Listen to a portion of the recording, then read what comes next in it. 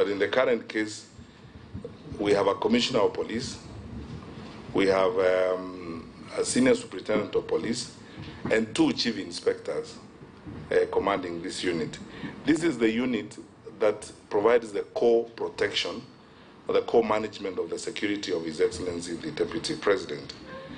But I'm going to demonstrate to you shortly, again, using these documents, that this office is allocated even more officers than those ones. I want to emphasize one point, that contrary to what has been going around in public spaces and comments and some irresponsible discussions that the Deputy President doesn't have protection, he does have protection, because the team that protects the Deputy President is the presidential escort, not the outer ring. But before I come to the numbers, let's go to the same document, Annex 1, and look at the second layer of protection for His Excellency the Deputy President. If you look at that, in the current case, we have layer 2.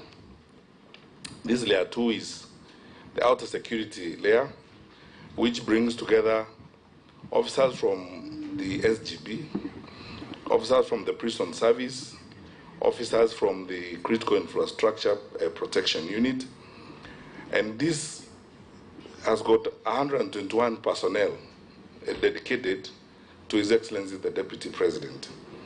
And these people operate on 24-hour support. I am only talking about personnel. I'm not even listing the assets that we have allocated for the Office of the Deputy President. So if you go to layer 2, you have 121 officers looking after the Deputy President. Bear in mind, Mr. Chairman, I need to emphasize this again. Please, honorable members, take note. In layer 1, we have the presidential escort team that is led by Mr. Yampoi. In addition to the 74 officers there, we have a dedicated team of GSU officers, 5 in number, highly trained. I would not want to go into any details about this for obvious reasons. We have 5 GSU officers because His Excellency the Deputy President is driven by GSU officers. And that is why it is actually frustrating to hear people saying GSU was withdrawn from His Excellency the Deputy President. In addition to that, the Deputy President has got 6 DCI officers. So in that inner layer, you have 74 from the presidential escort, you have 5 from GSU, and you have 6 from DCI, a total of 85 officers. That is the inner layer, layer 1. Layer 2, you have 121 that I've mentioned from the various formations. And these formations, these are, people who patrol compounds and so on and so forth. I will shortly demonstrate to you that we have additional security staff looking after the Deputy President. Then there's the third layer. The third layer is auxiliary security layer. We have auxiliary security because the holder of that office, if he's endowed in various places or may work in various places and has other activities and other interests in other places. So, for example, in that outer layer, we have about, I'm saying about because I'm going to explain to you shortly what that means. There are officers who are assigned by the Inspector General because of a direct request from the Office of the Deputy President to installations either owned by the Deputy President or businesses where the Deputy President is likely to spend time, and therefore his securities are concerned. There are officers who are made available by the local police command, depending on where His Excellency the Deputy President's business or activities may be. So we call those ones secondary notifications from secondary role players in his office. For example, if the Deputy President has a farm in Moroni and his manager notifies the sub-county commander in Moroni that this farm belongs to the Deputy President, the practice in the police service is that the local police command will factor in their beat arrangement as they move around. They will factor in X number of police officers who in their patrol and their movement will keep an eye on that farm in Moroni because of that interest. So those ones we call, they are made available. They out of that secondary notification. But there are some who, because of the interest of the deputy president in particular areas, his office requests directly that we avail police officers. And for example, I can't go down the list. The whole list is long, but I'm going to give you about 10 examples of installations where there are police officers, because of the fact that the deputy president may go there or may have interest or may spend time there. And this is why I said the number of about 51. It could be more than that. For example, Kitengela Gas, where the deputy president has gas oil business, 6 police officers. These ones are stationed. Weston Hotel, about 6 police officers. Because if they are 4 on duty, 2 at night, 2 during the day, there will be 2 other relievers, as it were. Murumbi Farm, Transmara Narok, LR, Transmara stroke Intona, stroke 34, 395 or about 1,000 acres, 395 hectares, 6 police officers. ADC like Kipia, Mutara Ranch, about 15,000 acres, 6 police officers. These are the secondary notifications. A farm where we are not stationing personnel, but the local police command has been notified that that is an area where the DP may be interested. So as you do your beat planning, you plan your beat with that in mind and make sure that that is okay. Dolphin Hotel, Mombasa, 6.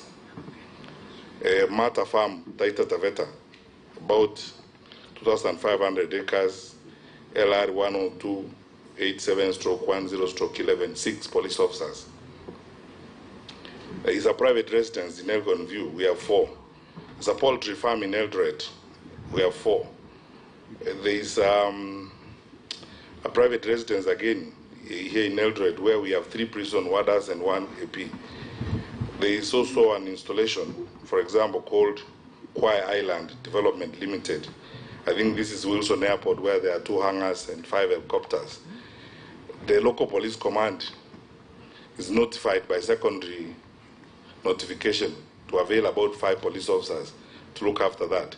So we have roughly, in that deployment, that general assignment, you are talking about those who are stationed, like the ones in Weston or in Kitengela Gas, present there, and those who, through secondary notification, the local police command would factor their own beat planning to make sure that if that's a farm that is owned by the DP, his animals are there, or his property is there, you keep an eye on that. But still, it's a resource for us in the security sector. So cumulatively, when you look at that, Mr. Chairman, sir, and you go back to Annex 2, in conclusion then, you will see that cumulatively, the personnel, in terms of personnel, the strength of personnel allocated to this office is 257. As I've tabulated, I've told you 74 from Presidential Escort, 5 DCI, 5 GSU, 6 DCI, total 85. Then you had the 121, as I said, plus about, this figure may not, the 51 may not actually be totally accurate, because given the amount of time that we had, we didn't get all the notifications where they have been given. There could be slightly more than that. But then we're roughly working with that estimate. That is the strength of personnel. I have not listed the assets for obvious reasons, Mr. Chairman, sir. This is an open meeting. And I think it will be prejudicial to security to go to details beyond this. The point I'm making is this, Mr. Chairman, sir. We have provided sufficient security to the holder of the office of Deputy President in our country.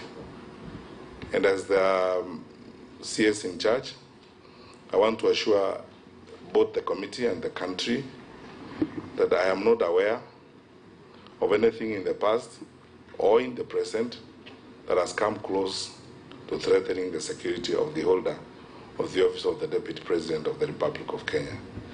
We are very highly trained personnel in the security sector. We take this as a very fundamental duty and a fundamental responsibility, because It's not just a matter of national security. It's also a matter of our national pride. It is also a matter of the image of the country. Because if the security of number 2 in command is an issue of concern, then it means we are actually a bunch of jokers and there's nothing we are doing. We have done the best we can in all circumstances to ensure that we provide sufficient security to the holder of the office of the Deputy President.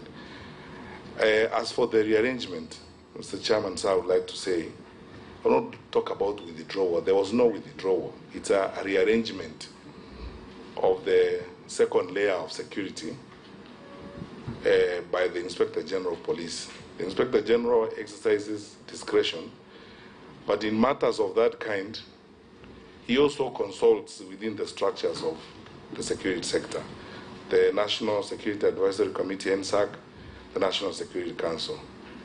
That decision, Mr. Chairman, and I want to be very sincere to you here, was not whimsical. You know, it's not something that the Inspector General woke up in the morning and said, I am going to reorganize this security in this particular manner. So many considerations were made. We looked at a number of things, some of which I would beg your indulgence that I don't have to discuss here, because this is an open meeting and some of those things may be prejudicial to the security of our country. And besides, I don't have the clearance of the Council to discuss its deliberations on that kind of matter. What has happened, however, has all been legal, procedural, has been done effectively. And as I've demonstrated to you, Mr. Chairman, honorable members, we've acted very openly and very considerately. If there is any issue that we need to respond to in this matter, as long as it's not one that is going to be prejudicial to operational detail, we can respond to it. But I want to urge you, before I end my submission to the committee, that please, Mr. Chairman, sir, honorable members, speak for us, because when we are insulted at funerals and churches and all those places, we have no way of defending ourselves. And those who are doing that, don't ask us the facts. I have demonstrated to you, for example, that the protection unit that protects His Excellency the Deputy President from the presidential escort of 74 people is intact. No one touched it. And for the first time since independence, and I have demonstrated to you since Jaramogi Oginga Odinga, I've demonstrated to you this is the time it has the highest level of qualification in terms of command.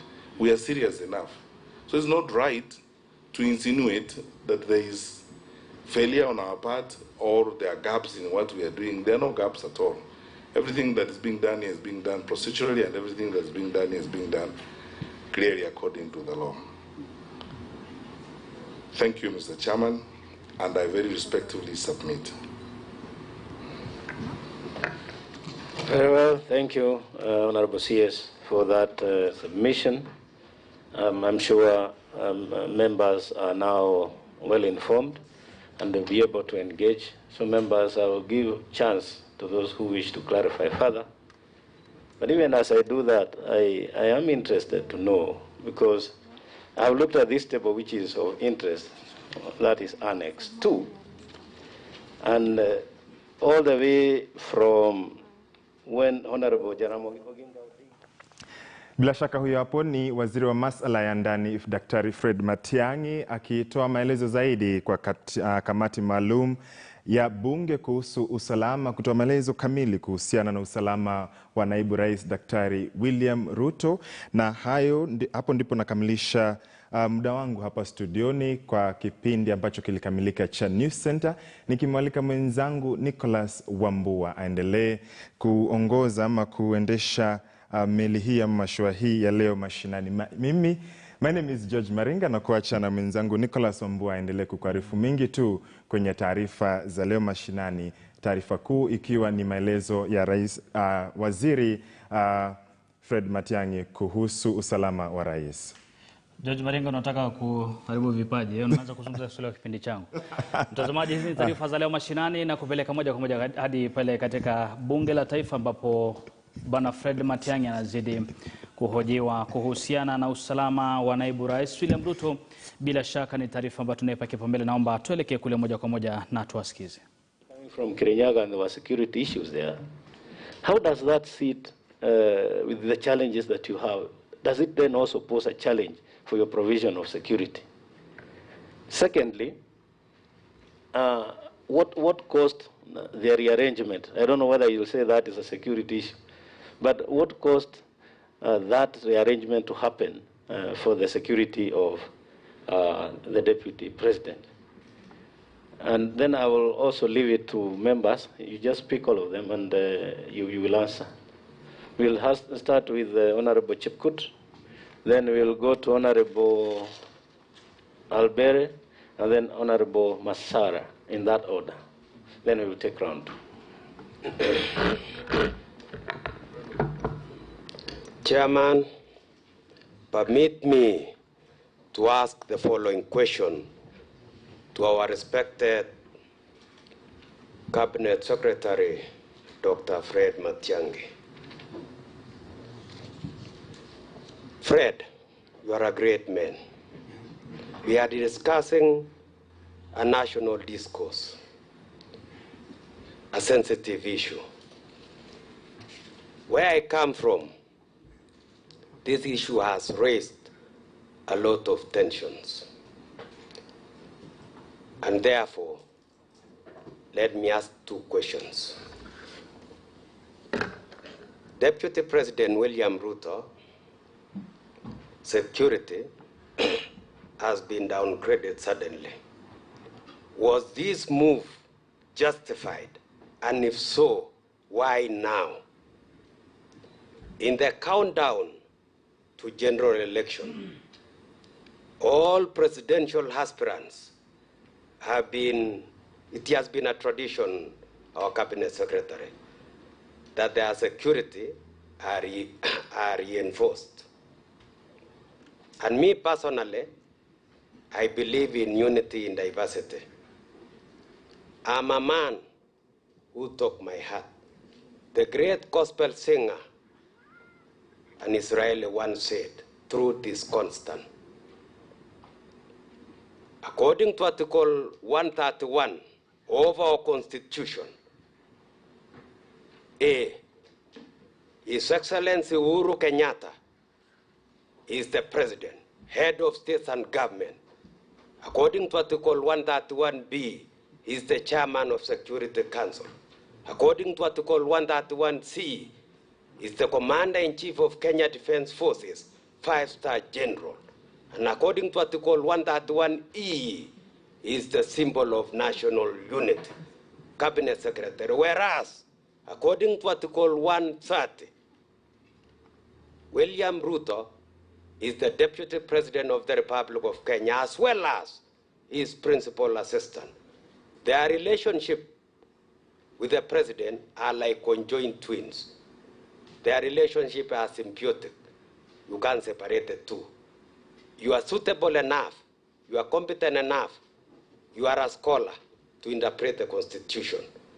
I, William Chepkut, I took an oath of office to protect, to uphold, and defend the supremacy of our constitutional institution and its constitutional institutions like DPP and IBC, just but to mention a few.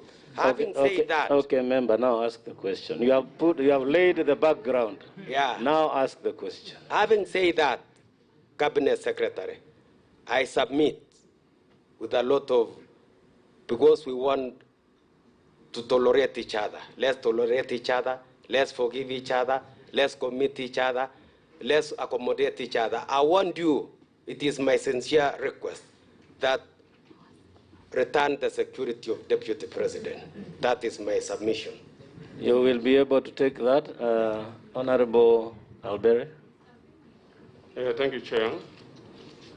And if I may give guidance so that we allow other members also to be able to ask questions. Don't put too much of background. If you can be able to raise the question directly. I want to just go straight to the question, Chair. Chairman, having listened to the Cabinet Secretary explaining, giving us the background of the whole scenario, which we indeed appreciate, that I thought, going by what the media has actually been portraying, is that the highly trained security officers deployed to the Deputy President were the GSU. And after their withdrawal, then the Deputy President is exposed. That is the picture I had. However, I appreciate actually the way the Cabinet Secretary has explained, and I'm actually contented that indeed the Deputy President has all the security required for his protection. However, as a matter of national security concern, I want to ask, did the Cabinet Secretary inform the Deputy President about these security changes, either in writing or verbally, so that he may understand that there are some changes which are about to take place, and therefore he should be made aware? That is one.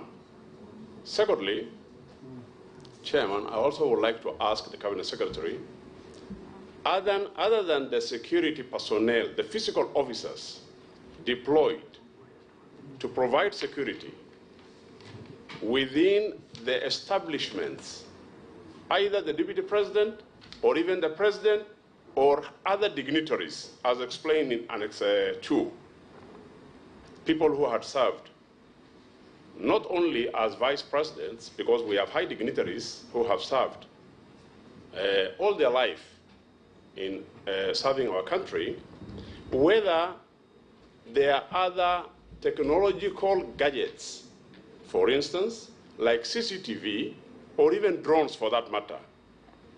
Because personnel will never be enough to provide security to each and everyone. But at least a gadget like a drone, if properly used, can be able to give us information, and it can be able to provide all the security that is needed. Was that provided? Thank you. Right, Honorable Masara. Thank you, Chair. Thank you, Chair. I appreciate the response given by the CS Interior, and we have the annexes which can explain much, but I want him to explain to the nation what Article 245 talks about the independence of Inspector General in commanding the police service in Kenya, so that everybody can understand. Two, the issue of protecting the Deputy President. Have we reached a stage where the Deputy President of the Republic of Kenya can be protected by G4S? I hope I'll get that answer. The third one is, can we get information on the property which were owned by previous vice presidents, so that we can compare vis-a-vis the number of officers given to the current DP? Chair. And finally, why is it that the CS is applying law selectively? We have been stopped from meeting people in our homes as elected representatives of the people. But the official residence of the Deputy President is hosting thousands and thousands of people every day, and they are being protected by the same Kenya police. Yet, even where he comes from, a deputy governor of Kisii was stopped from holding a meeting in his home. But the second house in the land holds meeting despite COVID protocols being breached. Can we get information if we are in this country or one country or two countries? Thank you, Chair. Yeah, that last bit, the CS, you have discretion to answer or not, because we want to deal specifically with security issues. CS, respond to those four, and then we'll pick another round. Thank you very much, Mr. Chairman, honorable members. A total of about 8 questions. I will be very specific, very precise in responding to them. What determines the numbers? We go by requests and what you may describe broadly as expanse. You know, Mr. Chairman, if you become the Deputy President of the country and you are also coming from the business background, or you have capacities, not all of us. There are Kenyans who have 2, 3 homes. There are Kenyans who have 1 home, and we are different people. We are not going to stop, insist on. We don't have a precedent in this country where there's a limit to how many installations we can look after and so on. Plus, you see, my colleagues and I in the security sector live in this fear all the time that should anything happen to a senior leader in government, like the deputy president, it will not only embarrass the country and subject all of us to ridicule, it will be difficult to explain to the people of Kenya. So it depends on the expanse and what you have and what you don't have. And I think I could tie this to what Honorable Masara asked about whether I can provide the properties of the various other predecessors, I mean, to the holder of the current office. What I've given you is everything they had. If they didn't have a kiosk, they didn't have. We just gave them, they were given 22 police officers, that's all, to guide them around as they moved around. If they didn't have a school, they didn't have a school, you know. If they didn't have a place where they would go, if they didn't have a home in you know, in Isiolo, for example, so that home also in Isiolo can be looked after, they didn't have it. So what I've given you and what we drew from the police records is all that was allocated. I mean, what Jaramogi was allocated is what he was allocated. What Musalia Mudavadi was allocated was what was allocated. That is his Nairobi home and his home in Vihiga. So if he didn't have a home in Isiolo, another one in Nakuru, another one somewhere else, it expands. It depends on, you know, the capacities and what you're able to have from time to time. The police will go that particular way. That is how they are guided in that particular respect. So the numbers are not necessarily determined by us. In fact, I dare say that if we were to be absolutely honest and tell you that if we matched all the requests that are being made from certain offices in cases like this, we can't afford it. It becomes very difficult. But it also depends on the expanse. Who is where, what, who has what, where, who goes where, and so on. If today a Mazimbo teacher become the deputy president and my home is only 1 or 2, that's what will be protected, and that's what happens to all leaders and so on. So how does this sit with the ratio? Well, you know, we've been working very hard, Mr. Chairman, and you know as our security committee that we have barely moved to a ratio of 1 to 600 in terms of police to population. We're racing against the UN ratio of 1 to 450. But look, there is a point to which you also, as leaders, need to understand the tradition and the way in which we have operated in the security sector in our country. I've seen people asking me questions, for example, saying, why do you provide security to this private facility? Or why do you provide security to look after chicken, somebody's chicken business and so on? And asking the converse is this: what if there was a notification by a local manager to a county police commander or a sub-county police commander that this property belongs to so-and-so, it needs to be looked after, and then they didn't look after that and something happened? We would be facing the same problems we are facing now. We would be accused, oh, we don't care protecting other people's property, it's being destroyed while we are watching and so on and so forth. We're in a catch-22 situation. You know, you're damned if you do, you're damned if you don't. But the situation is what it is. It's not a decision that is made willy-nilly by the Inspector General of Police and the people in the security sector. Some of it is driven by demand. Some of it is driven, as said, by secondary notifications from personnel and people who are associated with these offices. It is not a burden to us. Let me say that. It has not become a burden to us yet. We are able to provide security, and we are able to continue supporting the office of the Deputy President. The question that was asked by Honorable Jabukut about downgrading the security of the Deputy President, we haven't downgraded the security of the Deputy President. In fact, this is a propagandist approach to this, and almost a laughable thing to imagine. With this level of personnel, and I've not talked about the assets that we have deployed. If you knew the assets that we have deployed in providing, you cannot talk about downgrading the security of the Deputy President. The rearrangement is an action that was done by the Inspector General. As I said, I wouldn't explain the details of it in an open meeting like this, but it's not whimsical. It's considered, in order. The Inspector General takes decisions after so many considerations, as it were. And as I said, he would consult, colleagues in the security sector. He would go to NSAC and other organs, He doesn't just decide off, on top of his mind like that. Did the CS inform the DP? This is routine. Honestly speaking, if we were not in the political context in which we are as a country, there are times when some of us wake up in the morning and wonder, what is wrong with us as a country? The things that we spend time talking about and so on, this is really routine. If you ask anybody, today, if you, Mr. Chairman, if you walked here to Jai House and asked the regional commissioner for Nairobi, who are the chief inspectors around Nairobi, he wouldn't tell you. Because we keep moving them around from time to time. He will turn up at Kilimani, and a gentleman will introduce himself. I'm the chief inspector of police, this is what I do, and so on. It's routine work. So are you going to spend your time, every time you are doing routine work? Our job is routine, to make sure that we protect the VVIPs in our midst. So are you going to spend time talking about routine things? For the IG, the rearrangement is a quasi-routine assignment.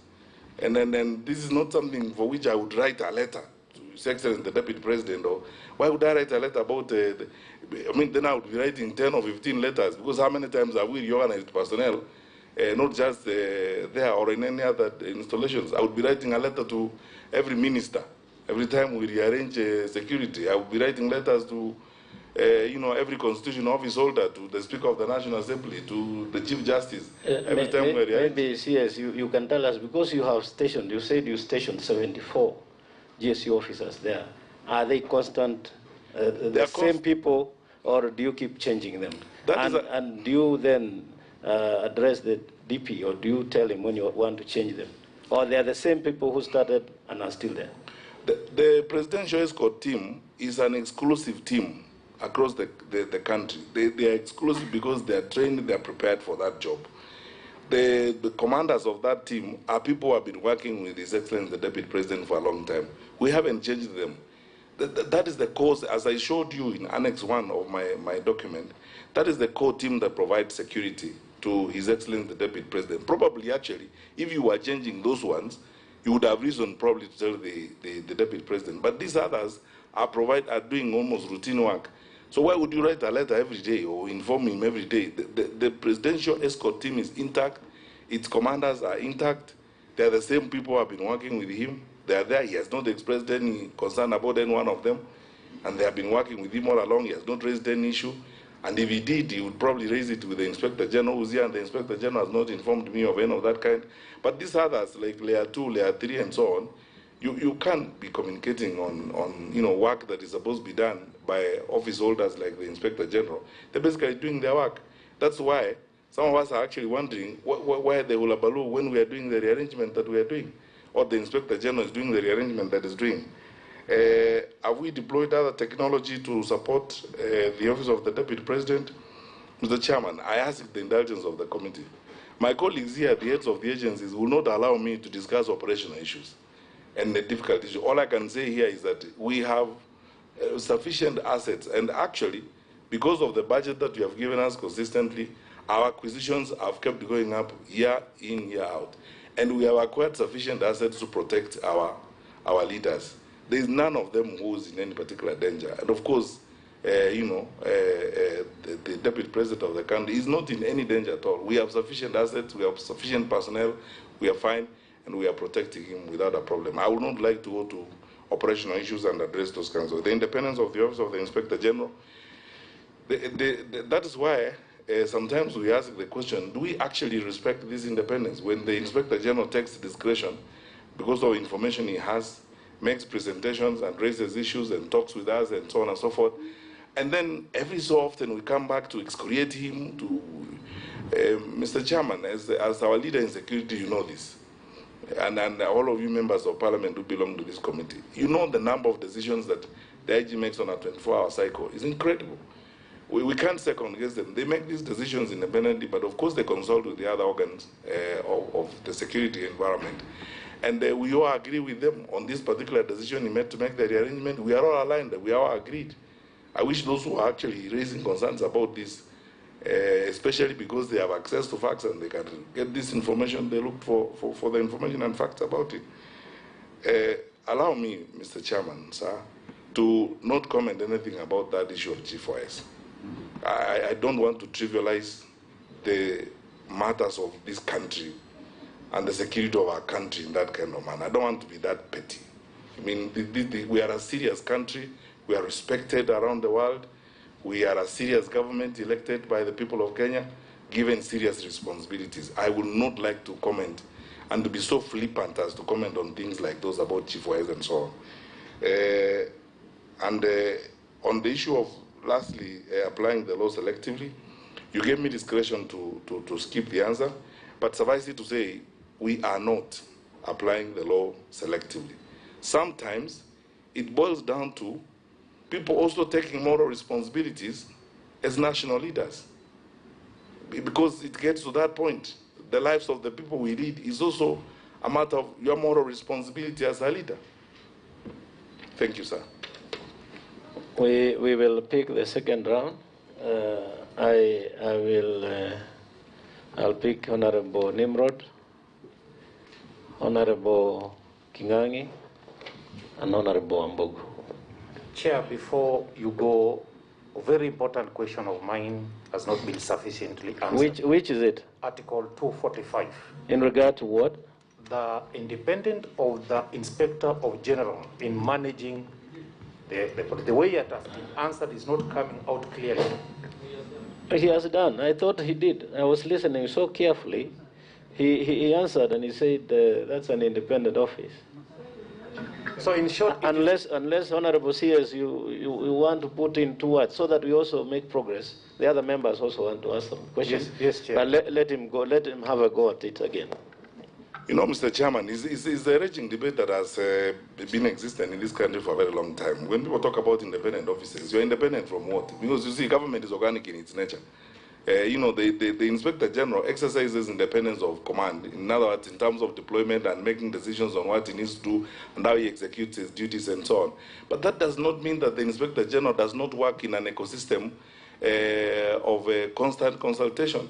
We have succeeded so far, and you should know as a security committee in Parliament, our war against terrorism in this country has been much more successful because of our multi-agents approach. We sit together, all of us, share intelligence and work together. That does not undermine the independence of the Office of the Inspector General.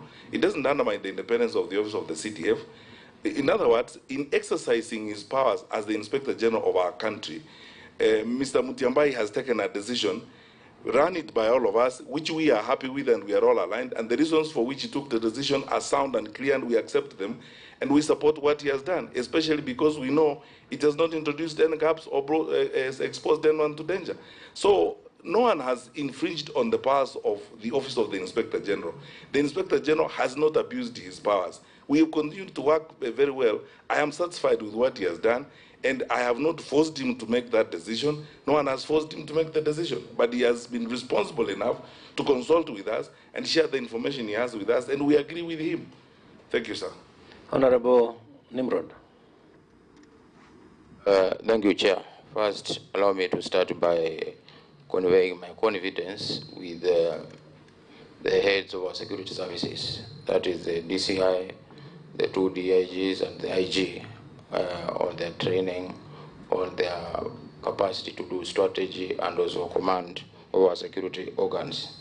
Mr. Chair, I have very straight and specific questions. My first question goes to,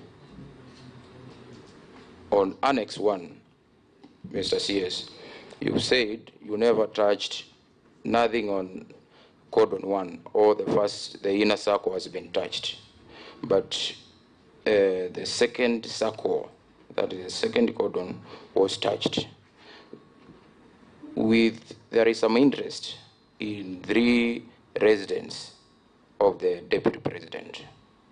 And within the 3 residents of the Deputy President, I think the one in Karen, which also doubles as his office, and another one in Isgoi, and I think it's Nakuru Endoret.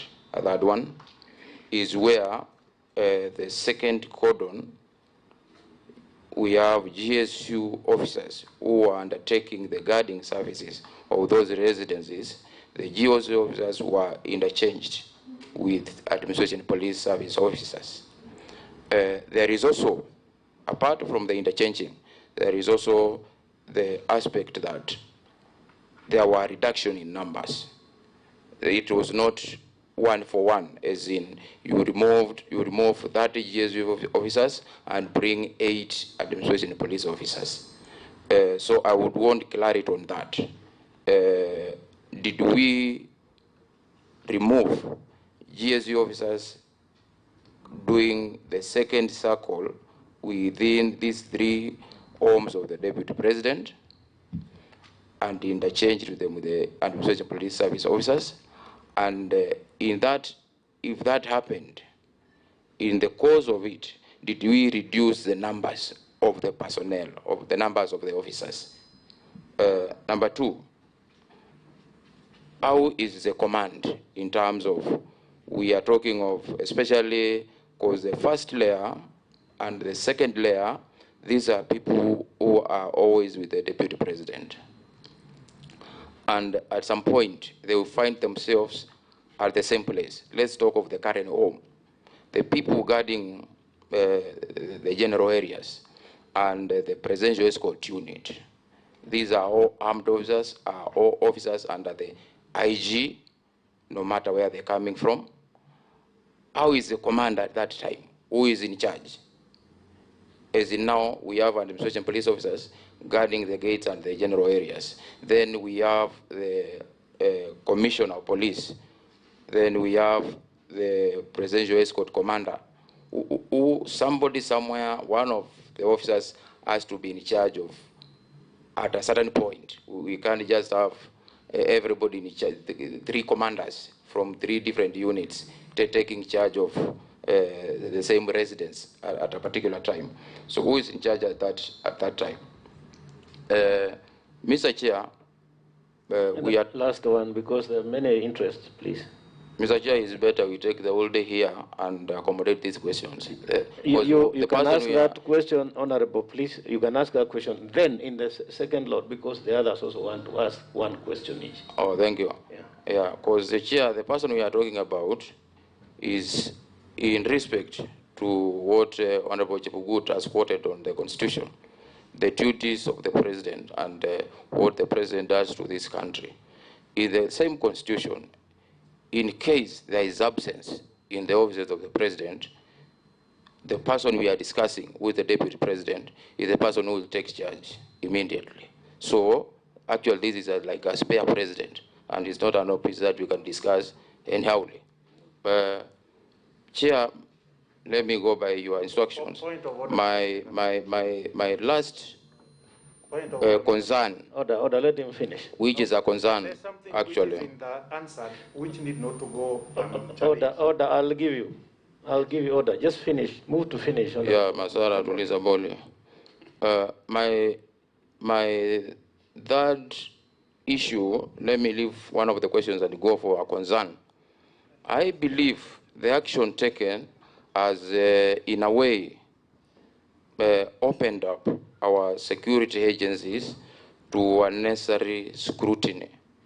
As in, there were no discussions before this action as to who is superior between the GSU and the APs. And now, the removal of the GSU and the bringing of the APs is the one which causing the aspect that there is some downgrading, that the security has been downgraded because the GSUs were superior to the APs. I think, Mr. Chair, that is something which should be addressed, and especially by the IG. It can't go out to the public there, because it means the other Kenyans who are being guarded by the APs out there, they are not as secure as they would be if they were being guarded by the GSU. So I think, and in the wisdom of his Excellency the Deputy President, actually he welcomed these officers, and he spoke about his confidence in the work they are going to do. And it was very clear in the media and in the public domain that he was comfortable with the APs who had been brought to his residence. So I would want to see the same, and especially from the office of the AG, a firefighting kind of mission to downplay that reasoning of there is one service which is superior to another. Thank you. Yes, Chair. Yes, just 1 minute. Yeah, Chair, this is a House of Records. In our Constitution, there's nowhere written that we have a spare president. So I want on my to withdraw that statement because it's nowhere. In our Constitution, there's no spare president. Indeed, Honorable Mbai, did you refer to the Deputy President, His Excellency, as a spare president? I never did, Chair. Yeah, so if in case he did, then I order that we expunge that from the records. Honorable Kingangi. Thank you very much, Honorable Masal. Thank you, Mr. Chair. Let me start by appreciating the security team. I have a lot of confidence in Kenya's security apparatus, their professionalism, and the organization. Having said that, I think there's a question that the chairman alluded to, and other members have also asked. And it is a bigger question of the public right now. The reason why. Why did the change have to be done? Why now? And given the fact that the service standing orders and even the Act give the GSU the responsibility for State House and state lodges. Unless one is arguing that the state lodges are more superior to the official residence of the Deputy President, then even the question of downgrading can be argued that it was a downgrade. Because if a state lodge which is visited even rarely, sometimes not visited even once a year, is being guarded by GSU, then one could even argue that it is a downgrade. Secondly, the strength of a security force is not the strength of the person standing at the post.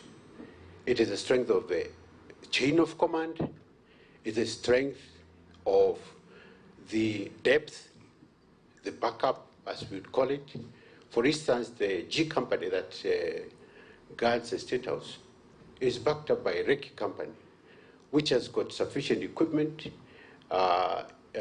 training, and it is configured as to enable that force to intervene if the need be, to be able to do whatever is necessary depending on the circumstances.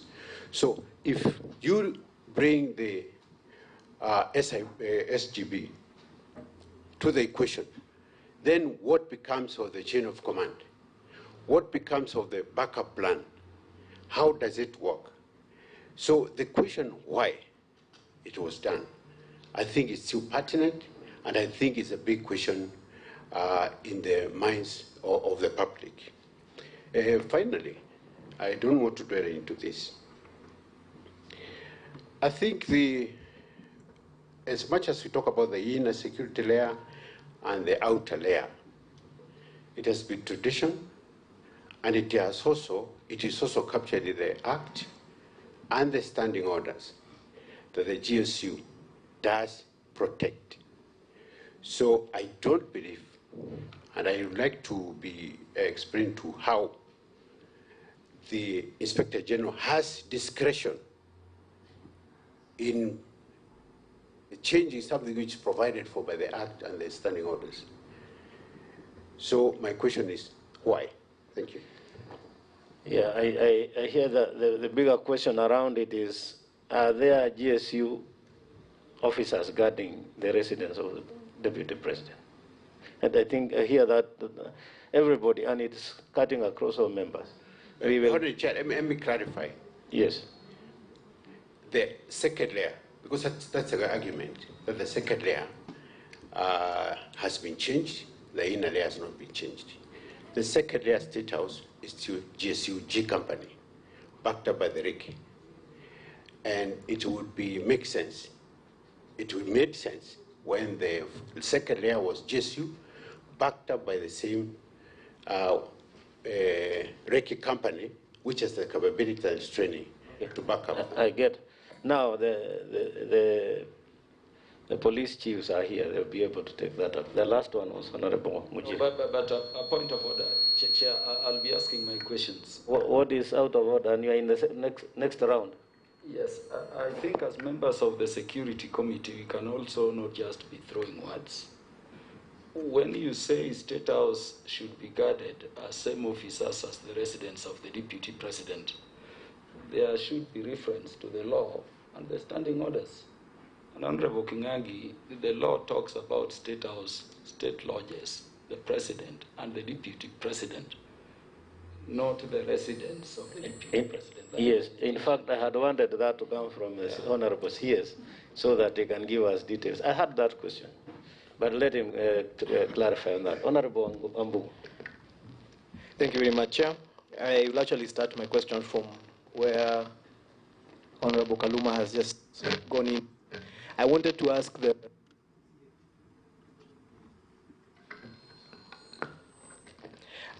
the CS to clarify for us, according to the law. We have seen the act, we have seen it being shared very widely. I have heard my colleague Honorable Matiang'i suggest that the Deputy President's residence should be above State Lodge. That's where I just understood him to be suggesting right now. But the law is very clear. We have the President as a person, the Deputy President as a person, state houses and state lodges being guarded by GSU. What I now wanted to understand, what is the definition of the Deputy President's residence according to the law? Is it categorized into something that then becomes part of what is in the law to be guarded? That's my first question. My second question goes towards timing. We live in this country, all of us, and I'm sure even you are very alive to the fact of the politics.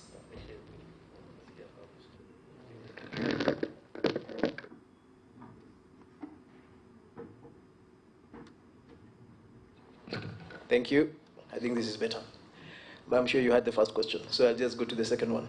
We live in the country where we are very alive to the politics of the day, and I'm sure you knew that the decision you made was going to be politicized. And I wonder whether you actually factored in how you are going to deal with that. In this time and age, there are going to be people who are going to take a decision like that and make political capital out of it. And I say this because of the very interesting observation I have made. The principal himself, in this case, who is the Deputy President, is on record saying he has no problem with the changes that have been made. However, his allies, every single day, are using this to play politics with. And so the question now I have on this, my second question, you will allow me to you will allow him to finish, just like you are allowed to finish. Yes, you are allowed you to finish. There is something that should not continue. Honorable Mbai, I allowed you to finish, and then I took the point of order. That's how we shall conduct business. Thank you very much, Chair. The question I was making is, it is on record. The principal himself has said he has no problem with the security arrangement that he has. His allies are the ones who are playing politics with this issue. And now the question I have is, we have a public letter from the Chief of Staff of the principal complaining about this. Then we have the principal himself saying he has no problem. At this moment in time, who do we engage with? Do we engage with the public statements from the principal, as security officers, yourselves and us? Or do we engage on the public or the official statement from the Chief of Staff, or from the issues that are coming up from the allies? My third question. We have a situation, and I want to, it's something about order of command. It has been raised by a couple of my colleagues here, the issue of when you bring in new formations around the Deputy President, is there a structure that takes over that formation and says that now you've come in around the Deputy President, you report to this particular officer, or what exactly happens? I ask that for this reason. When we have a situation where a VVIP has security officers who are police officers, who are then protecting situations that are not legal or lawful, as my brother Masara might have raised, who do you question at that moment in time? You have a situation where police officers are not allowed, are not supposed to allow us to have public meetings. And then I have a public meeting, and my police, my security escort is there with me. Are you able to ask him, as the IG, to give you information on what that particular issue that arose, because maybe that is part of the problem we're having here. My final question, which actually has been sent to me by somebody from Nyeri, who apparently, I didn't know we were live, is does the law determine how many officers a VVIP is supposed to have? Is there a constitution? Because sometimes I feel as if part of the reason we're in this problem, I have looked at the historical security of all the vice presidents that we have had. The decision that jumped from 30-something or 40-something or 50-something to 257, how was that decision made? And is that what we are suffering from now? Because once you give me, for example, as a member of parliament of Nyeri, if you give me 10 security officers today, and maybe the law just says I should have 1, then tomorrow you come and take 5, and leave me with 5. I will actually come and complain that you have downgraded my security, despite the fact that the law says I should only have 1. So part of the problem, and maybe the question you can help us is, how did you make the decision to have 257 officers? And is that what the law requires the deputy president to have?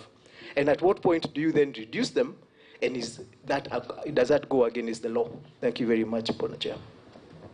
Thank you very much, Honorable Mujiri. And I think I asked that question from the onset. And that's a question that is troubling everybody, including I asked whether if I want to beef up mine, you can allow that to happen, and you skipped it. Maybe this time around you will be able to address it. But what is out of order? Yeah, thank you, Chair. Chair, we are discussing the matter security, actually government, the Deputy President, the CS answering questions about security, which is government. I don't know where the issue of allies are coming from. What is allies in government? What is allies in government? Well, I hear you, but I hope it's not me you're asking. If you ask me allies in English, I know what it means. I'm asking through the chair. Honorable Wambugu said his allies. So I'm wondering, we are discussing government and security and the deputy president. Okay. What is his allies? What are allies, Honorable Ngunjiri Wambugu? What are allies? Thank you very much. I'm actually very happy to answer that question.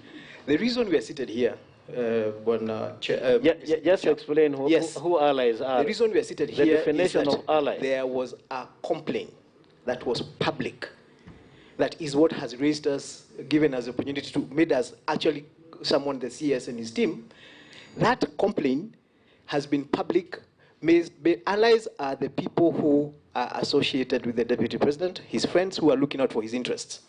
And I don't think it's a bad thing. I think it's actually a good thing. Yes, I think, and he alluded to, and this is very important, Honorable CS, he alluded to a letter written to IIG of police by the Chief of Staff, and I think that needs to come out so that in case, and if indeed it happened, then we also want to be privy to the contents of that letter. Honorable CS, I think you can go. Thank you very much, Mr. Chairman, sir, and thanks, honorable members, for the questions that you have asked so far. Let me start in the order in which they were raised. The question that Honorable Mbai asked is about downgrading and whether or not we should comment about this. Let me be very frank as a public officer and the minister in charge of security in the country. Most of the debate that is going on about this, and anyone you hear talking about downgrading, definitely displays some measure of very frustrating ignorance. For example, the IG has got over 13 other units, some of them crack units that he could draw from in providing support to the Deputy President's security. When the Deputy President moves, for example, to some parts of the country, if the IG feels that he needs to bring in SOG or QRT or so on, you see people are raising questions. Many of the people who are debating these things, first of all, don't understand the entirety of the formations of the police service. They don't understand the strengths and the capacities that we have and the training and the capacities of all the other formations. So people have just proceeded from a propagandist easy point of saying you're downgrading the security of the Deputy President and so on. We're not looking at the facts as they are. In that layer too that I've used to demonstrate to you that We actually call these in operational terms support services, because the core team that is supposed to protect the deputy president is the presidential escort. This is what is prepared to protect the deputy president. Whether he is driving, walking, flying, what have you, these are the people, it's intact, he's protected. Then support services, the IG has got over 13 units to draw from to provide support services. What tells you that this unit is stronger or weaker than the other one? And over a period of time, given the resources that we have deployed, there are other units that actually you do not know of that probably have got stronger and even better capabilities to do certain things. Because let's look at Article 10 of the National Police Service Act. It's very clear. The IG shall determine the distribution and deployment of officers in the service. And how does the IG determine? He uses the information that is given. He uses the intelligence that he receives. And from time to time, he will make certain changes. Why are we second-guessing the IG in the decisions that he has made when he has made so many of that decisions, of such decisions in the past on other areas? And we have demonstrated clearly that the deployment in terms of personnel and asset that we have given to protect this office and the holder of this office is very strong. In fact, Mr. Chairman, some small counties in this country, like Vihiga and Nyamira, for example, probably don't have this kind of deployment, and in terms of even assets, as it were, in providing the support that we are providing with this office. So the question of downgrade, and I would like to Sorry, what did you say? I'm saying that there are some counties that are smaller in the country. The smaller counties like Vihiga, for example, probably don't have the strength of deployment and capacities and assets such as we have deployed to protect the holder of this office. So when people jump up and say, oh, there's downgrade and so on, in quality and operational terms, you'll have to go into an operation room and listen to the director of operations tell you everything about this before you make that kind of conclusion. I want to state here again categorically, for the record, there has not been any downgrade of the security of the deputy president, period. So these banding words around really, honestly, is not fair. Why was this done? I explained to Mr. Chairman. I am willing to discuss that, but I can't discuss it in an open meeting. Because that is tantamount to sharing the notes of the National Security Council or the Minister of the Council in an open meeting like this, and I have no clearance to do that. Why, and the background to this rearrangement, I cannot discuss in an open meeting, because I'll be going deep into an operational issue. Are you able to discuss in camera if you have clearance? You have the clearance to discuss in camera. If you provide this is the committee that oversees the issues of security. If you provide an in-camera proceeding, maybe I will discuss that. I will be able to explain the background to that. But I can't explain it in an open meeting like this, because now I'll be moving into the realm of operational issues. And then my colleagues here, the heads of the agencies, will not allow me to go into operational issues in an open meeting like this. It's clear. Let's just be very frank with each other, Mr. Chairman, honorable members. The deputy president's residence is not a state lodge. It is not a state house. The law is very clear. It's black and white. It's a residence. It's a residence of the deputy president. It's not a state lodge. It's not a state house. There's some things which look or sound politically sensible, but frankly, when you go by the law, they don't. How would you come up and use phrases such as are being used and so on? The framers of the Constitution, you are the legislators. Give me a law to work with on this basis. Give me a law that redesignates the residence of the deputy president and makes it a state lodge. Then, on the basis of that law, I will gazette it. The gazettement of state lodges is very clear. The law is clear. The record is there. The state lodges and state houses that are supposed to be protected by GSU. The residence of the deputy president is neither a state lodge nor a state house. Sasa mimi nafikiri hapo, Mr. Chairman, ni sawa. Just proceed with the rest. Yeah. So the question of the politics of the decision that we made. We are public servants. We are public servants. We work in a manner that we know we are going to be accountable to the public through members of parliament, through a committee like this. When we take decisions, we don't wake up in the morning and look at the weather and look at this. We make a decision that we believe is right to make at a particular time. We know that there are certain times where some political practice comes with some sympathy addiction. The sympathy addicts who will look for sympathy over anything.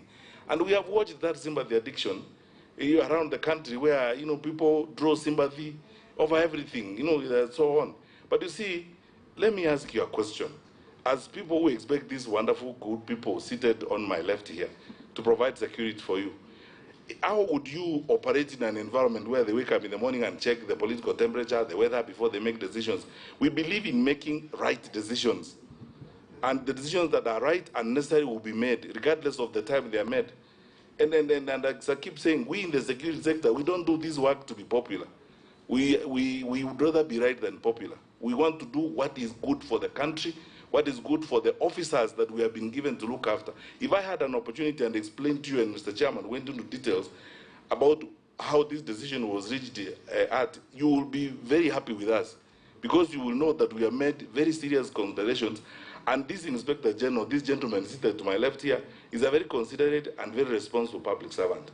So to cast aspersions and say, oh, you know, why was this done and so on, this is not a whimsical decision. It was a culmination.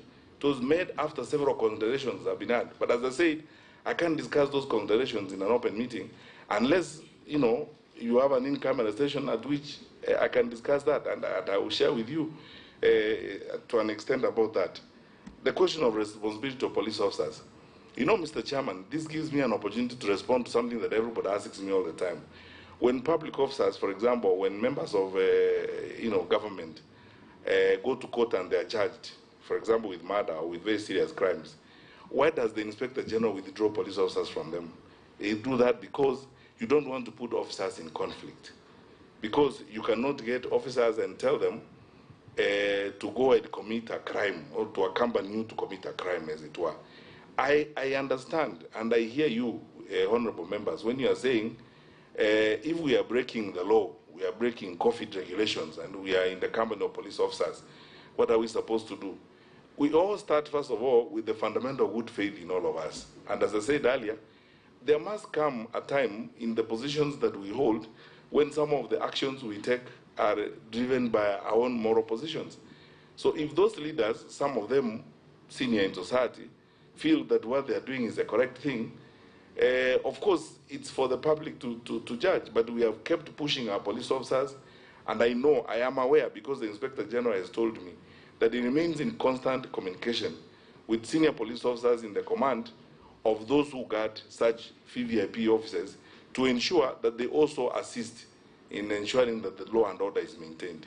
We hope that this situation will improve, but I can hear the concern that the honorable members have, and will continue to work at it. Is there alone the number of deployment? There is no law. I'll be very happy if you enacted one. Maybe if you actually enacted one and said, for every holder of an office, you'll be entitled up to X, it will be very happy. I mean, we will all be very happy, and I'm sure that the gentleman to my left will be very happy, because it will make their work much easier, as it were. But now, as it is, I gave you this example, Mr. Chairman. If today, for example, the holder of that office requested that I have a butchery in Rongai, and I need the butchery to be guarded, and you refused to guard the butchery, then the butchery was attacked tomorrow. I mean, if we are insulted now, look at how we are being excoriated for just a routine reorganization of security. Can you imagine what would happen to us if that happened? So when a request comes, we accede to it.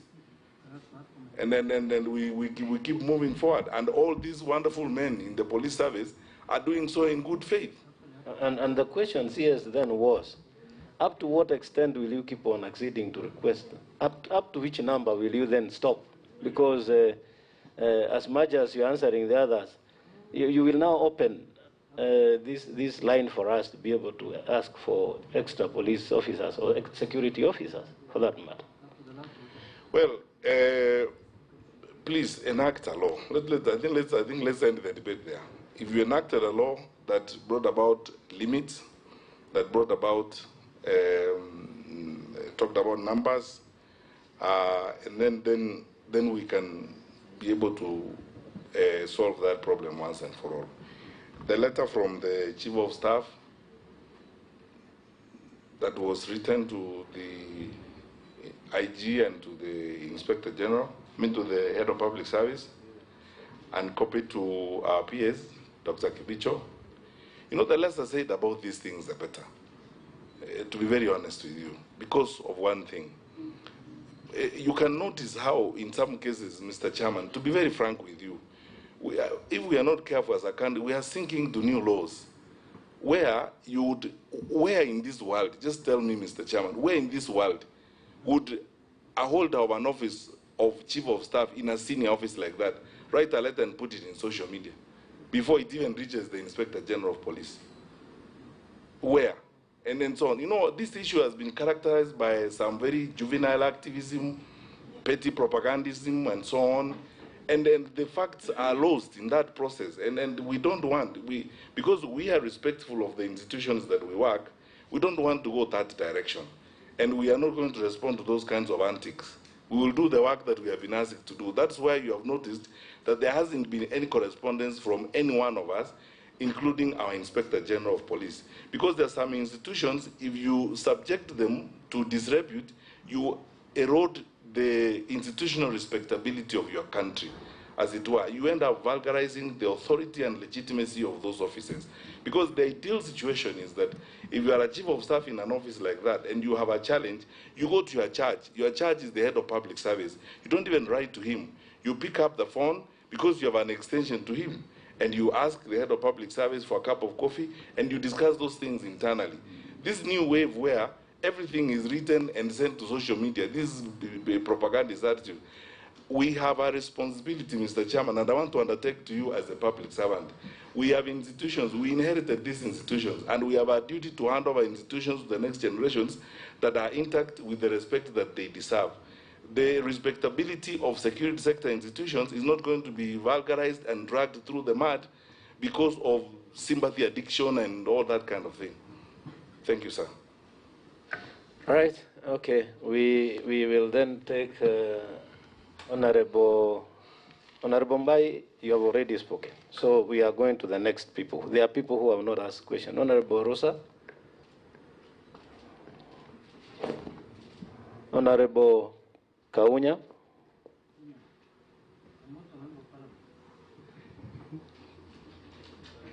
Honorable Shuria. Thank you, Chair. Chair, first of all, I'd like to thank you for having been proactive, given that the matter we are discussing today has really been around and is causing a lot of tensions. I'd like to thank you for having been proactive. In the same breath, I'd like to also thank the CS for giving us such a detailed explanation. The reason why I'm thanking the CS is because information is power. And what is happening today in this country, Mr. Chair, is that we are being governed by propaganda. When I look at the details that the CS has given, Chair, I feel sad. I'm saddened to know because what the country is being fed on is that the security detail that is in charge or is responsible for the security of the person of the Deputy President has been tampered with, has been withdrawn, and therefore he's been left exposed. When I look at the presentation that is before us, it is clear, and thank you, CS, for giving us this history. When you look at the history of the security detail in terms of the presidential escort unit for each of the former vice presidents of this country, it is clear that none of them had more than 14. All the former vice presidents had no more than 14 presidential escort units who were responsible for the security of the person of the vice president at that particular time. But it is clearly demonstrated here that the current holder of this office has 74 against 14 of all the former vice presidents. And this is why I'm saying that it is good that we have this information now so that the country can breathe and stop being governed by propaganda.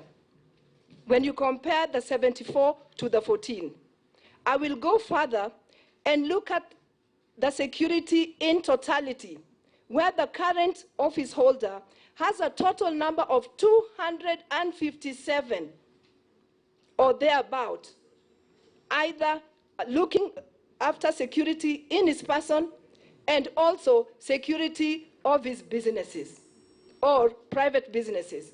257 against the highest of 57 of the Honorable Raila Amolo Odinga when he was the Prime Minister at that particular time. So we are comparing 257 with that highest of 57. The reason why I'm bringing out this comparison is just to quell out that propaganda so that Kenyans can actually see the reality that indeed one office has 257. This clearly brings me back to Animal Farm by George Orwell, where it says that indeed we are equal, but some people are more equal than others. And the demonstration here clearly shows that if you are a holder of the office of the Deputy President, you are indeed more equal than any other Kenyan. And Mr. Chair, I'd like to request the CS at this particular point, because I know Kenyans are watching, Kenyans are anxious, Kenyans feel exposed and unprotected. Could you kindly, in a very general manner, also let us know that as much as we are discussing the security of the Deputy President's office today, how exposed are these Kenyans? What is the ratio of this police security to the Kenyans? I would like to request for that. I would also, my second question, Chair, and I was quiet when everybody was talking, so I just request members to also give me that opportunity. Honorable Peter Masara, my second question. You let Honorable Rosambu speak, and then you'll ask after that. If there is a point of order. Yes, point of order. That is how we are conducting business today. Yes. Please. My second question is I'd like to know from the CS and his office, is there a code of conduct that governs how you carry out your routine responsibility? For example, because everybody is asking, why now? Why now? And we've clearly seen that there was just a rearrangement. Rearrangement to me, coming from a background of being a teacher of English language, does not mean withdrawal. It does not mean downgrading. It is rearrangement. So I would request the CS to kindly let us know, is there a particular code of conduct which should govern your routine actions so that if you are withdrawing, if you are replacing an AP called Otieno with one called Kipyegon or another one called Wafula, are you bound by a code of conduct which should govern you and make you talk to the officer or talk to the Deputy President's office first before you replace Otieno with Kipyegon, with Wafula, or if there's an Asian, with Yatin? I'd like to know if there's a special code of conduct, and if you actually didn't follow that code of conduct, then why? That should be the question, not why now. Because if it's routine, I imagine that you can carry out your routine activities. But I'd like to know, is there a code of conduct that governs your actions when you have to? Done? Chair, I hope you're going to give us... You have done 2 questions. You have done 2 questions, and I don't want to be selfish by doing another one. Yes. But I hope you'll give us an opportunity to speak as Kenyans, as leaders. Because, Chair, I think as leaders, we must bear responsibility for this country. The people propagating and the people causing this propaganda and bringing the country into so much tension is nobody else but leaders. Right. But leaders on false information. I hear you. I hear you. So let's do it this way. We finish with the business here, then you know what you can do as a politician. Point of order, Chair. What is out of order? Thank you very much, Chair. Just one moment. What is out of order? Chair, this is a house of record. Honorable, my sister, Honorable Mbuya, has just mentioned that we are governed by propaganda. The right word is that other people want to guide by propaganda. We are being guided by the Constitution.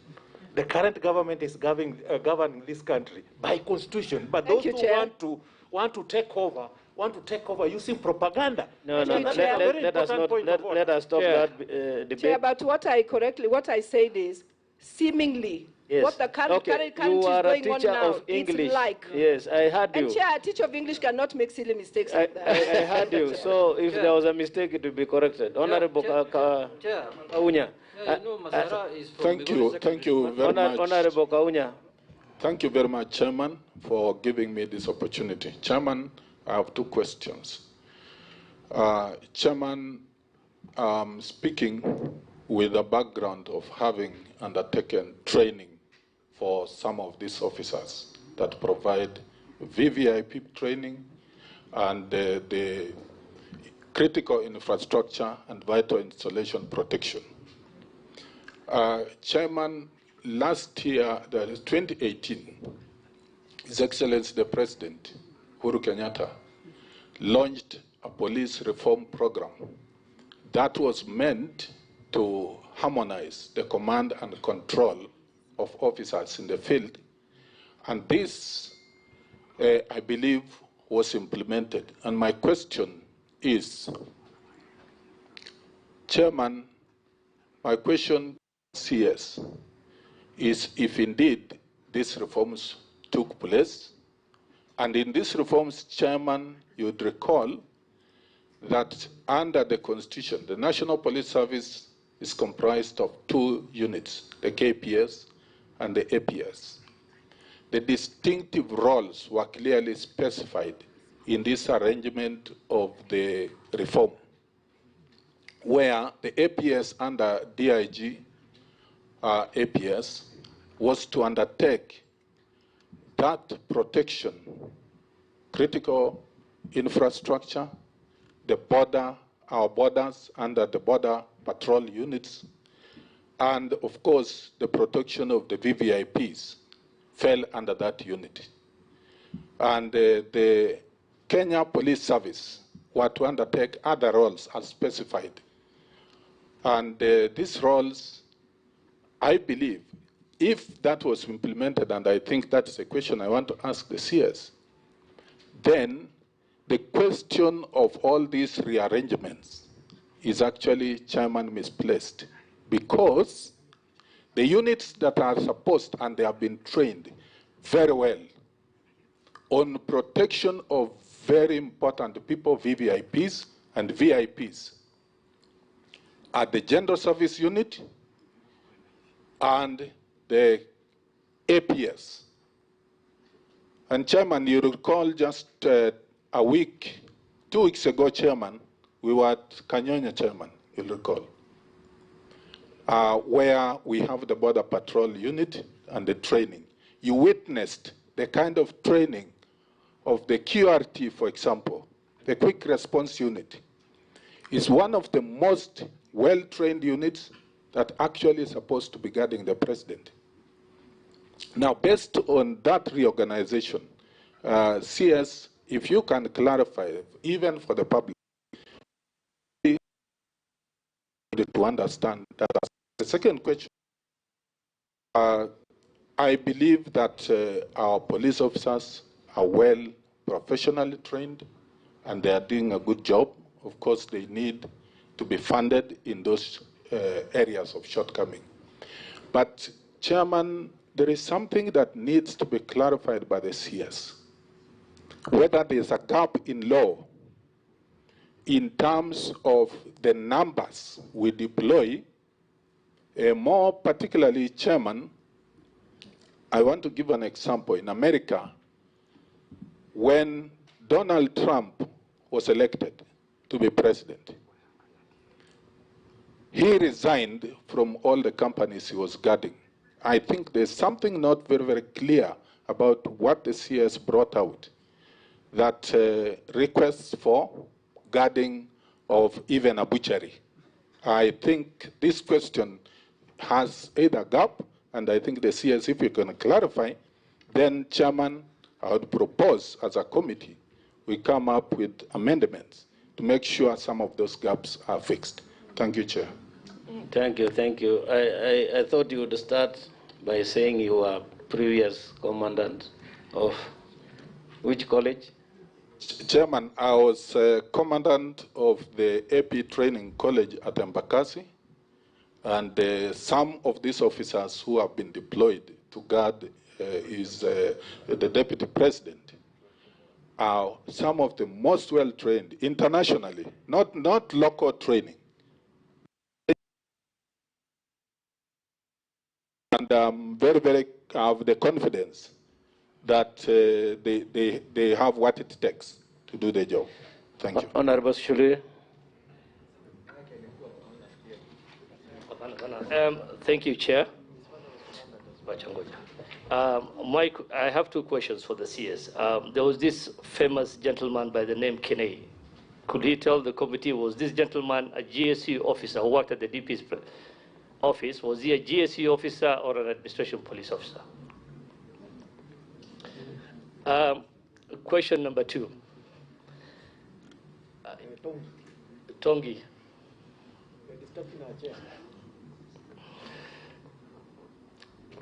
I think he came here because he's from, is it Nyamira Map? No. Let me clarify. He is wanting to ask question, and I'm telling him I received no notice. So if you gave me no notice, you're not going to allow. Those are in the standing orders 195. Yeah, I have only one notice from the Honorable Junet. Okay, proceed. Thank you, Chair. Question one was whether Kene was a GSU officer or an AP officer, and I think he worked at the DP's office. Question two, the CS did mention he cannot share the reasons as why the changes occurred because of operational reasons. Just, is the Deputy President supposed to be made aware of the changes prior to that changes happening and the reasons why the changes were made? If so, was he briefed prior to the changes being made? Thank you, Chair. That question had been asked, so you can only maybe go over the answer again. And now, Chairman. Order, Honorable Mbai, because there are people who have not asked questions, and they are members of this committee, and they need to engage. So I'm allow your colleagues. For clarification, Chair, not a new question. Not clarification. Let the others finish. Be fair to them also. We want to take final round because of time. So, Honorable CS, I want to take the remainder of the people so that then you can answer all of it together. Then we come to a close. Is that okay? Or is it too heavy? All right, okay. For those who haven't spoken, yes, Honorable Tekla Tum, who is following us virtually, can you ask a question now? Ask your question now. Honorable Chair, I have 2 or 3 questions and comments. And make it brief because of time. Eh? Yeah, I'm making it, yes. Thank you. One, what does the Constitution say about the security of the Deputy President? Number 2, was he informed when the officers are removed from his residence? Number 3, Honorable Chair, there was a research done, and it has shown that Kenya is number 4 of the people who are having stress levels. Honorable Chair, we are 1 year or less to the elections, and we have to take care of everything we are doing now, even in the security. I normally talk very well of our security apparatus, and I know the CS is very good in his job, but he has to tell the people who are doing the operations, the transfers are not able to do things in the right way. Honorable Chair, as politicians, the Deputy President inclusive, have a following, and you cannot control the people in such scenarios. So, Honorable Chair, let's not take things easy. It is not as easy as that. As members of the security, we want the security of all Kenyans and the top leadership inclusive. That is my contribution, Honorable Chair. Thank you, Honorable Dr. Tekla Tum. I can confirm that we have heard all your questions and the CS has taken note. We will leave you and we'll keep you on so that you can get the answers when he starts replying. Honorable Junet, sorry, it's not Honorable Jeanette, sorry, for the remainder of the team, the committee, because the standing order say we shall first give the members of the committee, those who are interested, Honorable Kaluma, and then Honorable Vice Chair. Then in that order, after that, we'll go to Honorable Jeanette. I thank you, Chair, and I thank you, CS. Chair, I traveled from Homa Bay to Nairobi by road last night. In fact, I arrived here, Chair, you remember, I communicated with you at 5 a.m. in the morning, believing that the Deputy President was exposed. Chair, I'm saying this because from the statement I have here, I disturbed my person traveling by road of a person whose security detail is bigger than the entire security detail guarding Homa Bay County. And I think I want to request that in as much as we play politics, we should not play politics with matter security. Chair, to put this matter in context, the Deputy President, in his usual manner, says he has no problem with the security reorganization around him. But the politicians around him are saying there is a downgrade and undue exposure. And this, based on that of his chair, is occasioning unnecessary anxiety in public mind. So Chair, my first question or request is that the people around the deputy, some are not just politicians, CS. And in as much as you are saying you should not be bothered by the letter which came from the Chief of Staff of the Deputy President, the public concern about this matter commenced from that letter. Yeah, I saw it on Twitter and I asked what was happening. In fact, I was asking why didn't the Deputy President's Chief of Staff, knowing the security channels and arrangements, speak with them in a manner that protects the integrity and the professionalism of our security apparatus.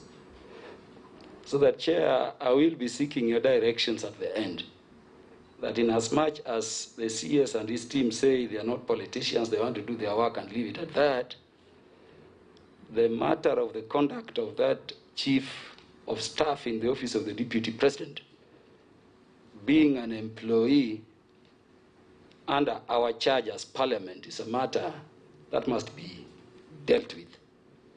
So that I'm confirming that after this, if it has not come from the committee on its own motion, I'll bring it before the committee so that it can come here and tell us the code of conduct under which he operates when he writes and posts things in the social media in the manner he's doing.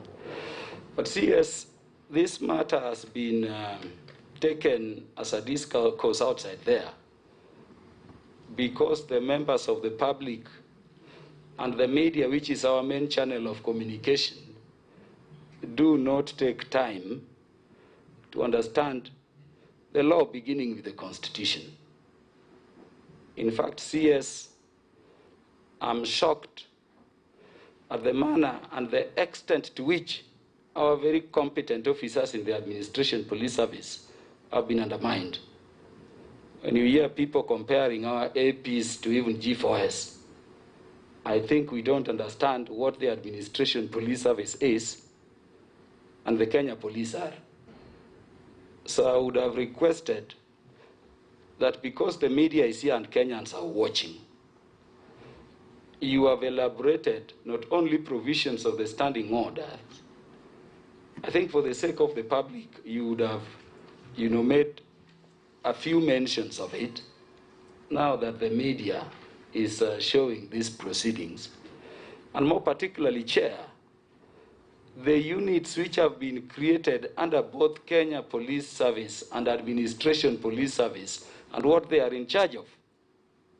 Because you see, Chair, people have been saying the Deputy President is not being protected. Us in the committee know that the Presidential Escort Unit, which is a unit affiliated to the General Service Unit, is protecting the person of the Deputy President. as they do that of the president. You are being told that a change in terms of the officers guarding the residents was a downgrade. What the CS needs to tell the public is when this Security of Government Buildings Protection Unit was established and its mandate, so that people, can understand that there is a unit specific to protection of those critical installations, the government buildings like the deputy's residence. Lastly, CS, if you look at the statement at page 2, you are clarifying who the GSU guards at paragraph 9. It's the president, the deputy president, the state houses, and state lodges. So that the forum of this committee, which is the link of the security apparatus with parliament, chair, should be utilized by the CS to tell Kenyans that if anybody who wants the residents of the deputy president to be included in this category, and what they should be proposing is the inclusion. But before the inclusion, really, you cannot obligate the IG to install GSU to guard a residence not mentioned as a residence is obligated to take care of. So I would request, Chair, that the CS makes a bit of these mentions for clarity because we are live. Mention the various units. I imagine, Chair, that even the Border Patrol unit, the anti-stock theft unit, even this GSU, clarify to Kenyans whether they are under Kenya Police or Administration Police so that people can understand these things. And to me, that would be good in terms of explaining. And what are these units and their formations and their roles? But Chair, I regret we have taken too long playing politics over an office that is protected more than my county. And that is the aspect that saddens me. Honorable Vice Chair. Chair, let me also join my colleagues in thanking the CS for really telling us the truth and also telling the Kenyans the truth. Matter security, Chair, is something that you cannot compromise as the committee, as the members of this committee. And I'm surprised. And I know why, the reason why now. I saw yesterday the Deputy President say he doesn't want this matter to be discussed by the Committee of Parliament. And now I know the reason why. Maybe he didn't want Kenyans to know the truth. And thank you, CS, now we know the truth. Just, Chair, I've done a small calculation on police population ratio to the citizens. And I found out it's 1 to 600. 1 to 600. One person has 257 officers, Chair, meaning 254,200 Kenyans are exposed. And this is a person who calls himself a hustler. What happens to the hustlers who are in Korokocho, Chair? What happens to the ordinary Kenyans who live along the borders, especially where I come from? That is for the CS. Just a question to the IG.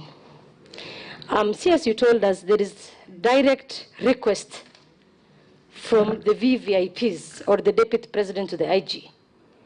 All these officers who allocated him, was it your predecessor IG or it is you? If it is your predecessor who did this, then I understand you want to now do rearrangement or change things. So maybe you can tell us, was it your predecessor who did this mess, or it is you that you want to come and correct this mess?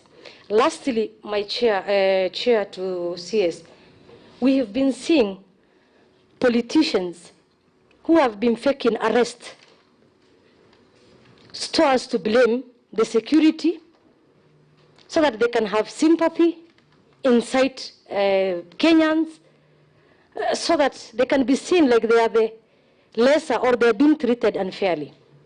And it happened many times. And we have not seen any arrest to the politicians or any person who has been faking or spreading propaganda. So we want you to proceed and do arrest. If you could have done these things before, maybe today, these things, we could not have been discussing this. So we want you to do your work. Nobody should intimidate you. This committee is the committee that oversights your ministry. Kindly do your job, do what is right, so that Kenyans can have hope. And that is what we want to see. Thank you, Chair.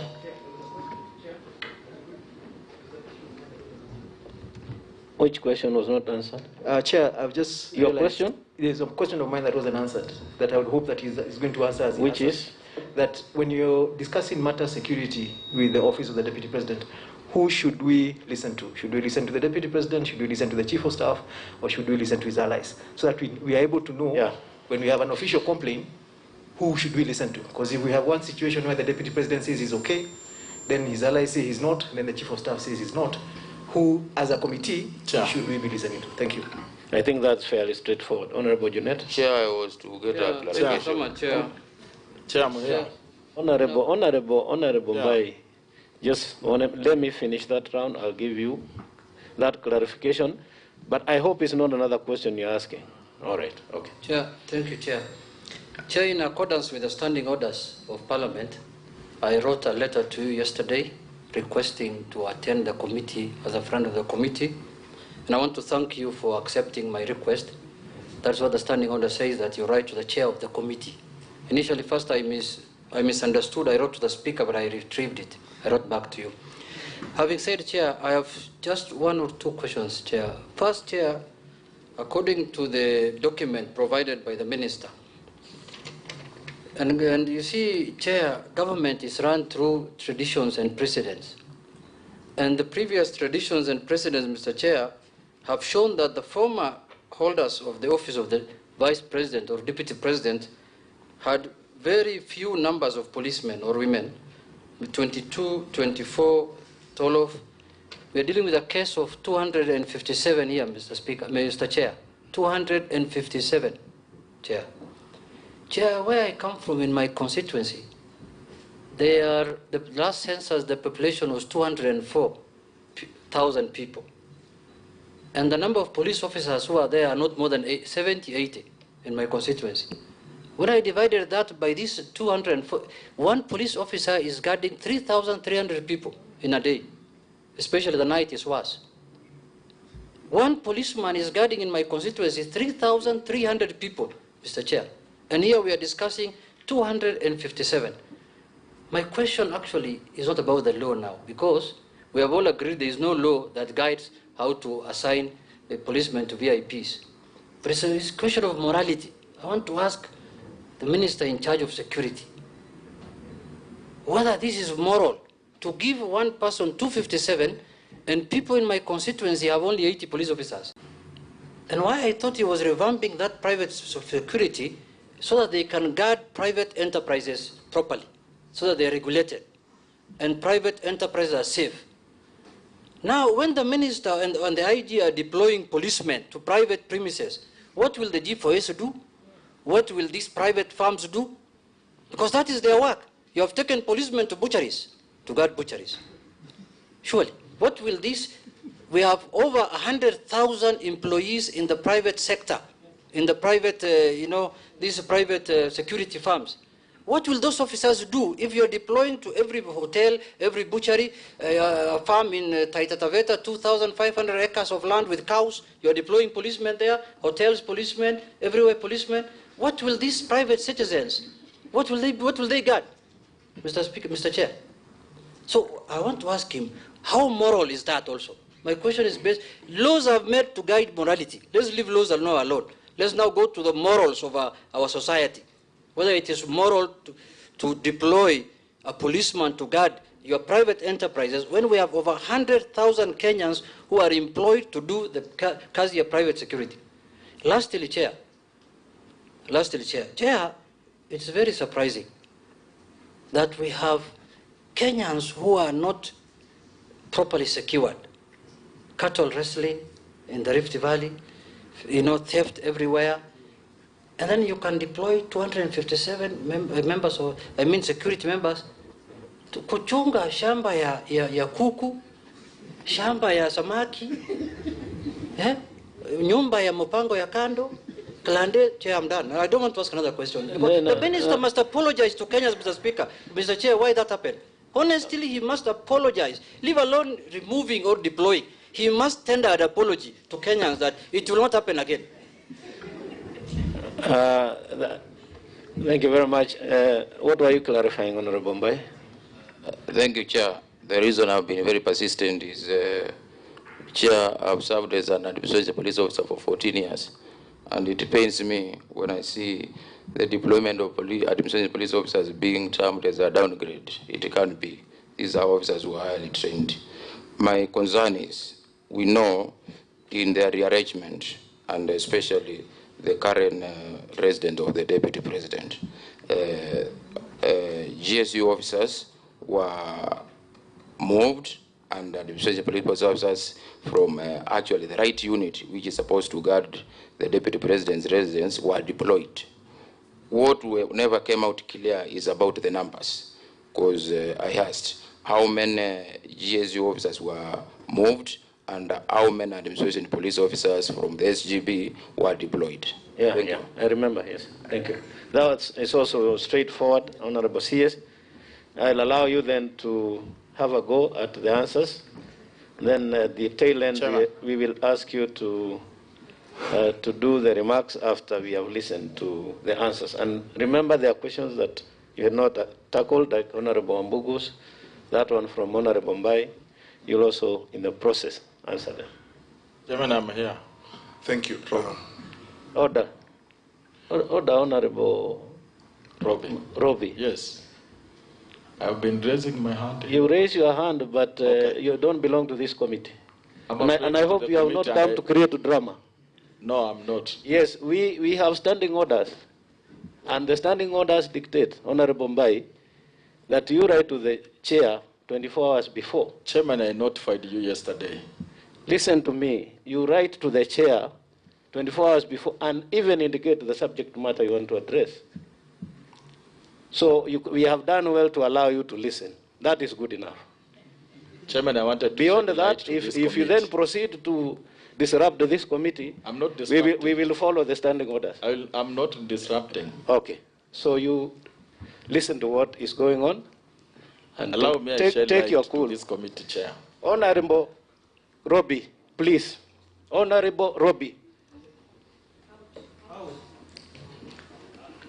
Honorable Robbie, I'll read the standing orders now. You must be able. I notified you yesterday. Can you bring a copy of that letter? Do you have a letter? It's all right. You have a letter. You want to cause drama so that Kenyans can see? Drama, Chair. Yes, then bring the letter. I'm a stickler of processes. Okay. Honorable CS. Thank you, Mr. Chairman. Sir, I will do my best to go over all the questions. We try to take as meticulous notes to my peers and I so that we don't forget anything. Honorable Rosabu, you asked the question of the police to population ratio. Currently is 1 to 600. The UN standard is 1 to 450. We are working hard to get to at least to the UN level standards. The truth of the matter is this, honorable members, as you know, we didn't recruit for about 2 years because of budgetary issues, and because also we wanted to step up the equipment and acquisitions for our security sector so that we are at bar with some of the challenges that we are facing right now.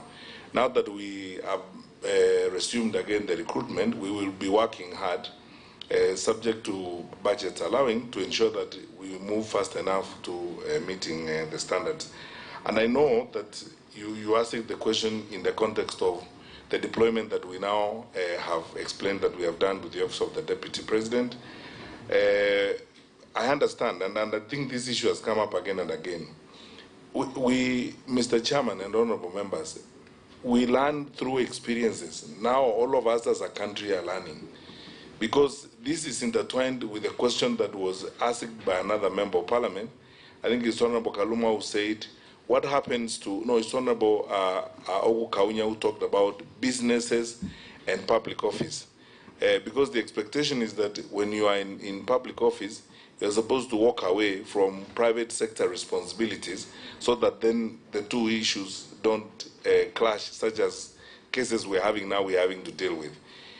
It tells us one thing, honorable members, there's some work that we still need to do. There's some work we need to do in terms of tightening the law. There's some work we need to do in terms of looking at Chapter 6 and tightening our responsibilities, because quite clearly there is an overlap or the clash between business and public office sometimes can cause challenges such as we are dealing with. But again, on this particular score, I plead for my colleagues, the heads of the security agencies. If you are the Inspector General and you receive a request of this kind, it becomes very difficult to say no. We have been riding on this, as I say, unregulated question on the numbers and the extent of deployment, and now is the time for us to look at it again and come up with a statutory action that will now regulate the numbers and say, for example, even if you have VVIP, the ratios of the officers deployed to you will not exceed this number, as it were. Otherwise, if we leave it open as it is now, and no one knows this better than Honorable Okaunya because he was in this sector before, he faced the same issues before. If we leave it open like that, these issues will keep recurring, and you can see clearly the propensity to abuse this is real. It can be abused. For example, in 2018, we all agreed at the National Security Council that we are surrendering prison warders from protection duties because, when we looked at the ratio of prison warders to inmates, it became clear that we have enough numbers in the APS, in the SGB, and the new commando units we are creating to provide VIP protection. So let us all return, officers from the prison service to do their correctional service work. But you can see still, even in the contingent that is guarding the office of the Deputy President, we have about 13 officers from the prison service. So unless there's a strict and stringent regulation and enactment of the same, and then we enforce it, all of us, so that it applies across the board, we'll keep encountering these challenges as we go along. Is there a special code of conduct on how to handle these changes and deployments when they come? The answer is actually no.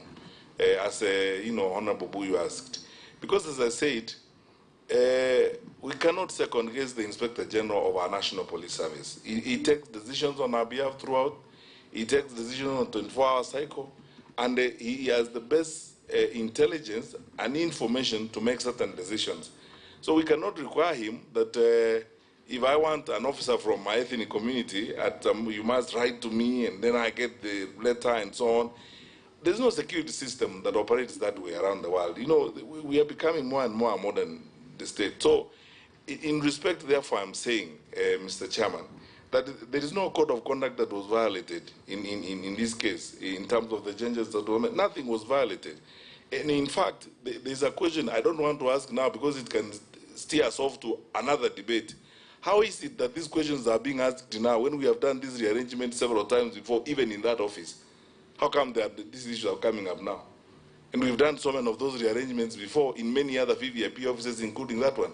So the question is, it's because we are within a political context and straightforward professional departmental actions are being unnecessarily politicized and being subjected to, emotional and irrelevant politics. Unfortunately, to the detriment of the stability of the country. But I think on a balance of probabilities, going forward, after the clarifications we have made today, we're all going to be aligned on this because facts are as they are, things are clear to everybody. There is no downgrade of anything here. We know we are doing what we must do, and we are continuing. But I cannot plead with you enough as a committee that we need statutory action on these issues of ratios, even for VVIPs and numbers and so on. Otherwise, you are going to force police officers to open an OP for chicken. You are putting police officers to guard a poultry farm, so they will now be running an OB there for chicken. This chicken arrived at this time, they left this time, and so on. It's a joke in the long run if we are not, going to be organized in that kind of manner. Honorable Okaunya asked the question about police reforms and the unified command. It's a question of the unified command. As you know, and Mr. Chairman, indulge me to say this is more or less like a personal comment, that every time you listen to somebody like Honorable Oku Kaunya speak, you feel the pleasure of a knowledgeable person because he's speaking from a position of knowledge. If people were debating these issues from that kind of position, we wouldn't even be having this kind of hullabaloo around the country on this. Because you see, the quest for a unified command was intended to make police effective, efficient in the delivery of service, but also, again, to grow our capacities to deal with our dynamic challenges in the security sector. That is why, for example, when we came up with an all-women commando team, that is now making headlines and doing us great stuff, is because we wanted to have this integrated, prepared, because there are circumstances where we need to deploy special units of that kind, as it were. The unified command is a journey, Honorable Kaunya. It is not going to happen in 1 year or 2 years or 3 years. Even we internally are having a debate, because since 2018, when His Excellency the President directed this and began this phase of working on a unified command, we've worked on this for about 3 years, and sometimes we step back and ask ourselves the question, is it working well for us? For example, how does it relate to Ngao? And how does it relate to deployment? Is it interfering with what we are doing? The questions abound. But we are just about to begin reviewing, the implementation of this for the last 3 years. I know issues will come up, or some things we need to change, as it were. But it is a journey. It's something we're working towards. But now, and I think that's what you are referring to, because of that unified command, it is much easier to integrate the various units and various formations to get them to focus on a task at one time. If we have a challenge, for example, at a particular border point, we actually can pull together, for example, ASTU, QRT, Border Patrol, and the GSU, even if it's contingents of, the G company, and deliver on the assignments that we have. That's exactly what we are doing right now in Laikipia, where we are forcing a challenge. And our GSU commandant was briefing us this morning about his approach, and you can see clearly that